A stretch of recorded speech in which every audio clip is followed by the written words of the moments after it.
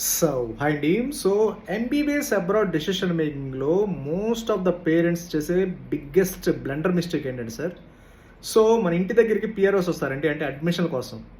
So కార్లు వేసుకోనో లేకపోతే బండ్లు వేసుకోనో పాంప్లెట్లు పట్టుకోనో రష్యా, జార్జియా, వియత్నాం అన్ని కంట్రీస్ నుంచి వస్తారు. సో మనకి సేమ్ లేదు ఇంటర్మీడియట్ కూడా అంతేనండి. ఇంటర్మీడియట్లో కూడా అలానే వస్తారు. మనకు రిజల్ట్స్ ఎలా వచ్చినాయి సేమ్ లేదు అలానే వస్తాయి. ఎంబీబీఎస్ కూడా ఎంబీబీఎస్ అడ్మిషన్ మీరు ఎప్పుడు కూడా పిఆర్ఓ చేతుల్లో పెడితే మాత్రం వాళ్ళకి నాలెడ్జే అసలు ఉండదు.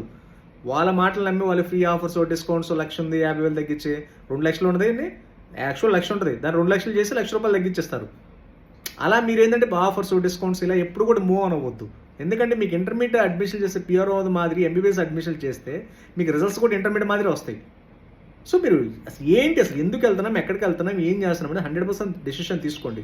ఇంటి దగ్గరికి వచ్చి ఎట్టి పరిస్థితుల్లో వాళ్ళకి నాలెడ్జ్ ఉండదు, ఎట్టి పరిస్థితుల్లో అది గుర్తుపెట్టుకోండి. వాళ్ళకి 5,000 10,000 వస్తాయి, అంతే కథం.